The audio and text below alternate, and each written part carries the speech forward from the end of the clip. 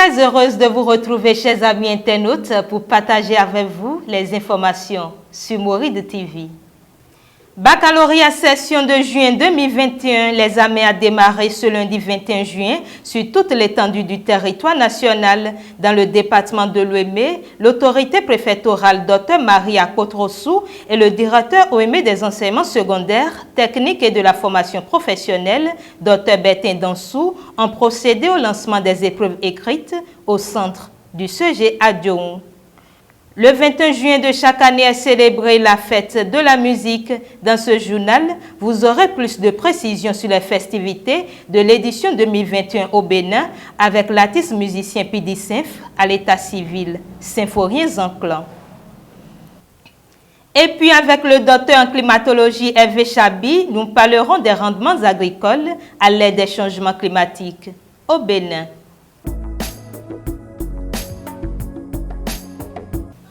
Bienvenue à vous, chers amis internautes. Les candidats au baccalauréat session de juin 2021 planchent depuis ce lundi 21 juin pour cet examen dans le département de l'Ouémé. C'est le collège d'enseignement général d'Adjohou qui a abrité le lancement des épreuves écrites par le préfet de l'Ouémé, Dr Maria Kotrossou, et le directeur Ouémé des enseignements secondaires, techniques et de la formation professionnelle, Dr Bertin Dansou.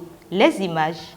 Collège d'enseignement général d'Adjohou, centre choisi pour abriter dans le département de l'Ouémé le lancement de la phase écrite du baccalauréat session de juin 2021. Ce lundi 21 juin, avec à ses côtés le directeur Ouémé des enseignements secondaires, techniques et de la formation professionnelle Dr Bertin Dansou et le maire de la commune, le préfet de l'Ouémé Dr Maria Kotrossou a comme à son habitude dopé le moral des candidats tout en émettant le vœu de voir son département être le premier du Bénin. C'est le premier diplôme universitaire qui vous ouvre les portes des études supérieures, de la vie active et professionnelle. C'est un examen comme tout autre. Soyez confiants. Les épreuves prennent en compte les contenus notionnels et les compétences développées au cours du cursus scolaire. Donc soyez confiants.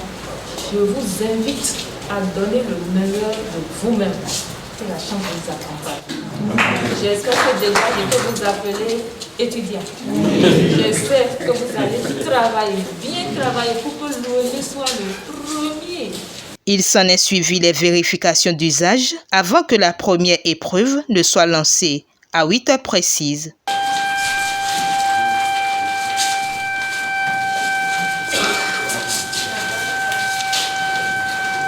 Déjà, c'est une chance pour ma commune, pour le lancement du baccalauréat. Je profite de l'occasion, je remercie le gouvernement de Patrice Talon, je remercie le ministre de l'enseignement, je remercie le directeur départemental, je remercie mon préfet qui est à mes côtés. Je dirais à ces candidats d'être sereins. Mon souhait, je veux que le premier du Bénin sorte de ma commune. J'adresse déjà mes félicitations à tout le gouvernement du président Patrice Talon qui respecte le calendrier des examens. Je suis aussi très contente de venir exprimer de vive voix mes encouragements à mes candidats au baccalauréat. Donc heureuse aussi de savoir que toutes les dispositions sont prises pour le bon déroulement de cet examen dans mon département. Ils sont au total 13 681 candidats, dont 5 678 filles, réparties sur 18 centres qui composent dans le département, notifie le directeur Dr Bertin Dansou, qui exhorte les candidats à plus de confiance pour un meilleur rendement et rappelle le sens de responsabilité des surveillants de salle. Baccalauréat rime avec une synthèse exhaustive de qualité liée aux principes majeurs, aux concepts clés, ce qu'ils ont fait en classe. Donc on leur demande de l'apaisement, qu'ils se mettent en confiance et qu'ils travaillent avec soin et qualité. Je rappelle aussi aux surveillants de salle que c'est sensible ce qui se passe ici. Ils sont habitués à la chose et ce n'est pas inutile de rappeler. Leur sens de responsabilité est en jeu. Qu'ils fassent bien ce qu'ils doivent faire avec obligation de réserve. Et je mets l'accent sur ça. Ce n'est pas un lieu de manipulation des portables. pour envoyer des informations sur les réseaux sociaux. On n'envoie rien sur les réseaux sociaux qui concerne l'examen. S'ils le font, ils vont assumer. Le superviseur du centre a quant à lui invité les surveillants à se conformer aux dispositions prises en la matière. Avant le lancement, nous avons lu à l'endroit des surveillants les tests qui réglementent, parce que nous sommes ici réglementés par des tests. Et nous devons suivre à la lettre les tests qui sont pris dans ce sens-là. Tout le monde est averti de ce qu'il est autorisé à faire et de ce qu'il n'est pas autorisé à faire. Les parents ont aussi leur partition à jouer, rappellent les autorités. Je demande aux parents d'être encore plus attentifs pendant ces temps d'examen, de faire tout pour que les candidats puissent venir dans les salles d'examen à l'heure, de ne pas aussi les sermonner en ces temps d'examen, d'éviter aussi beaucoup de commentaires après chaque épreuve, de faire tout pour les mettre dans de meilleures conditions, de sorte qu'ils puissent donner le meilleur d'eux-mêmes. C'est le moment qu'ils se sentent entourés et qu'ils sachent qu'ils sont plus aimés. Là, ça leur permettra de s'investir pour donner sur les 3 jours-là. Et tous les autres acteurs de l'école, je souhaite accompagner nos apprenants. Et pour le département, nous avons encore une fois des candidats spéciaux, des gens qui sont en difficulté avec la loi. Et nous en avons 15 qui sont répartis sur 2 centres. Donc c'est lieu de remercier encore une fois le gouvernement qui fait d'efforts dans la promotion des droits de l'homme, la défense des droits de l'homme et de réinsertion, de réorientation du citoyen, quelles que soient ses conditions sociales. Ces candidats spéciaux, répartis dans les centres du CEG Gomé-Sota et CEG Danto dans la commune d'Akpromi-Sérété, ont eux aussi reçu le soutien de la délégation. Démarré ce lundi 21 juin, l'examen du baccalauréat session de juin 2021 va se tenir sur 3 jours. 3 jours pendant lesquels les candidats sont invités à donner le meilleur d'eux-mêmes pour l'obtention du bac, ce sésame pour les études supérieures. La fête de la musique est célébrée le 21 juin de chaque année, mais compte tenu de l'examen du baccalauréat qui a démarré ce lundi 21 juin, les différents spectacles initiés dans le cadre de cette célébration sont prévus pour se tenir le week-end prochain. C'est ce qu'on peut retenir de cet entretien avec l'artiste musicien et un des responsables du secteur, Symphorien sans clan, de son nom d'artiste, Pidi Symph. Cette fête est célébrée pour prôner l'unité. Cette fête est célébrée pour réunir les acteurs et leur parler par rapport à la paix qui est une chose importante pour nous au Bénin. Alors, et puis, cette fête va être célébrée. C'est vrai qu'on a bougé un peu les dates. C'est aujourd'hui le 21 juin. Je dis très bonne fête à tous les musiciens. Et déjà, pour nous, la fête va commencer à cause du baccalauréat qui démarre aujourd'hui. La Confédération de musique moderne et d'inspiration traditionnelle et la Confédération nationale des musiciens traditionnels du Bénin, qu'on a Mitrab, on a fait une réunion de part et d'autre pour réfléchir à la situation. Et on a dégagé tous les spectacles qui sont prévus pour aujourd'hui, 21 juin. Nous n'avons pas accepté pour ne pas perturber les élèves qui vont au bac. Donc à partir du week-end prochain, les manifestations vont démarrer en bonne et due forme. Donc l'année dernière, c'était Annexmo qui avait organisé les fêtes, bien sûr en collaboration avec les acteurs. Mais cette année, nous travaillons directement avec le ministère à travers le Fonds des Arts et de la Culture. Des dossiers sont déposés pour que nous ayons de quoi tout au moins faire un défraiement, accompagner les acteurs qui viendront jouer avec un kit après leurs inscriptions, bien sûr, et puis essayer de les déplacer suivant la localité ou la distance des acteurs. On va essayer de les déplacer, c'est ce qui est prévu cette année pour que la fête puisse avoir lieu. Aussi, les confédérations ont décidé associer les espaces culturels là où il n'y a pas d'espace, les endroits où il n'y a pas d'espace, la confédération ou les confédérations ont prétendu installer des podiums des podiums avec le matériel. Pourquoi? Parce que si nous louons un podium et puis nous louons des podiums et des bâches, c'est pour peut-être une soirée et on ne pourra pas multiplier sur plusieurs jours parce que là, on sera facturé. Mais si on associe les espaces, on peut multiplier les spectacles facilement. On négocie avec les espaces et on multiplie les manifestations plus facilement.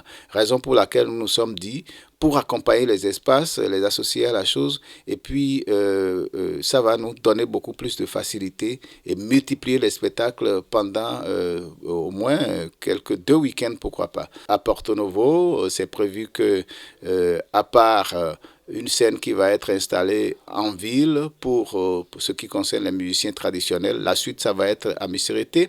Pour la musique moderne, également Misirete est retenu pour les musiciens modernes et d'inspiration traditionnelle. À Calavi, il y a une fédération qui va s'installer dans l'espace dirigé par Richmi Tota. Il y a une fédération qui sera à Toviklen, l'autre sera à Pomassé, et puis au nord, il y a Febams qui sera à Ina, en Bemberekesh. Au niveau de la Confédération de musique traditionnelle, Konamitrap dirigé par Luco Michel, alias Alec Binghaou, il y a une scène qui sera à Porto Novo, une autre qui sera à Bomé, et l'espace de Calavi, l'espace dirigé par Richmi Tota sera aussi associé là aussi. L'année dernière, c'était l'Annexmo qui avait organisé avec bien sûr les acteurs.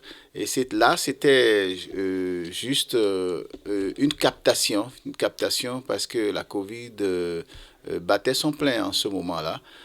Cette année, bien sûr, on va respecter les règles d'hygiène. Aussi, ça va être du spectacle en live un peu partout, mais on respecte les gestes barrières. Alors donc, c'est la différence cette année. Ça va être rien que du spectacle, mais tout en respectant les gestes barrières. Au nom de la Confédération de musique moderne et d'inspiration traditionnelle et au nom de la Confédération nationale des musiciens traditionnels du Bénin, Konamitrab et Sémite, alors donc je dis bonne fête à tous les musiciens et que le Seigneur nous accompagne. La problématique des rendements agricoles par cette décennie de la variabilité climatique ne cesse d'inquiéter. Le climatologue Hervé Chabi fait un état des lieux de la situation au Bénin et propose des portes de sortie pour une agriculture plus résiliente au changement climatique. On l'écoute. Les changements climatiques désignent une variation statistiquement significative de l'état moyen du climat ou de sa variation prolongée ou sur de longues périodes, généralement pendant plusieurs décennies. Alors, les changements climatiques sont dus aux facteurs internes naturels ou à des modifications anthropiques qui interviennent de façon persistante dans l'atmosphère.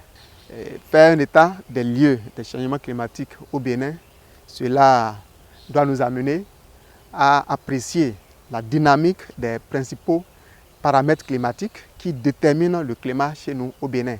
Et ces principaux paramètres climatiques se résument aux hauteurs de pluie et température. Alors, lorsque nous prenons les hauteurs de pluie aujourd'hui au Bénin, on n'a pas besoin d'être géographe avant de savoir ce qui se passe au niveau des hauteurs pluviométriques aujourd'hui. Même dans le monde paysan, on sait déjà que depuis des décennies, le Bénin, comme d'autres pays, est confronté à une baisse sensible des hauteurs pluviométriques.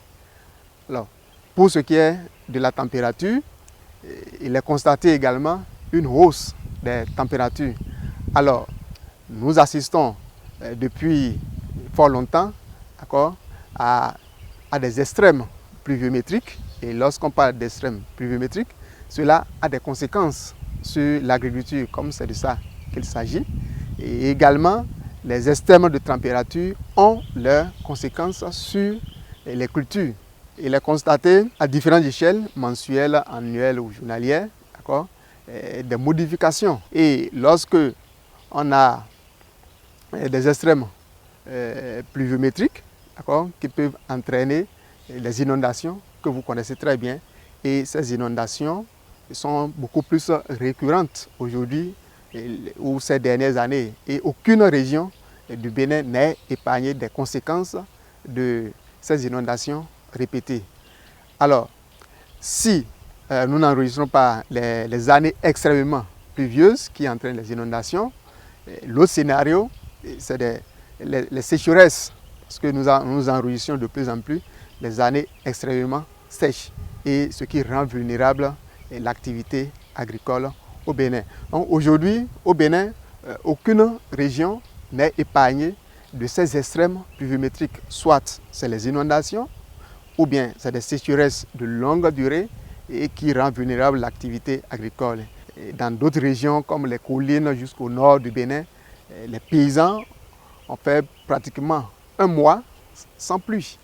Or, les cultures sont déjà mises en place. Donc, vous voyez, si c'est une culture comme le maïs, c'est que ça, c'est déjà irrécupérable. En termes de mesures d'adaptation développées par les populations rurales, nous avons l'augmentation des emblavures, la valorisation des bas-fonds, le réaménagement du calendrier culturel suivant l'évolution des paramètres climatiques clés qu'on a cités tout à l'heure, et l'adoption des cultures à cycle court et améliorées.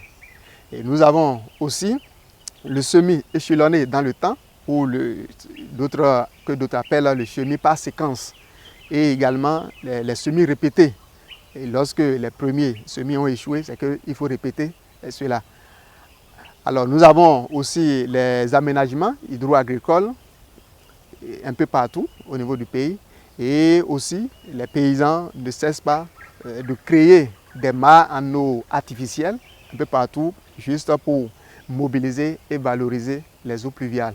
On ne peut pas parler des portes de sortie sans faire un focus sur ce qui se fait actuellement en matière de mesures de stratégie d'adaptation au niveau du monde paysan. Il faut prendre en compte ce que font ces paysans, les intégrer dans les politiques de développement afin maintenant de savoir les mesures les plus efficaces qu'il faut proposer pour la résilience de l'agriculture béninoise au changement climatique. Alors, pour faire face efficacement au changement climatique, les paysans ou les populations rurales ont développé des mesures d'adaptation en leur manière. Et ces mesures les ont permis quand même d'atténuer un tant soit peu les effets des changements climatiques. Ce sera tout pour cette session d'information que je vous remercie d'avoir suivi, chers amis internautes. N'oubliez surtout pas d'aimer la vidéo et de vous abonner sur le site web www.moride-prod.bj, notre page Facebook Moride TV, la chaîne YouTube Moride Prod et actionner la cloche de notification pour ne rien rater de nos informations. Merci et au plaisir de nous revoir.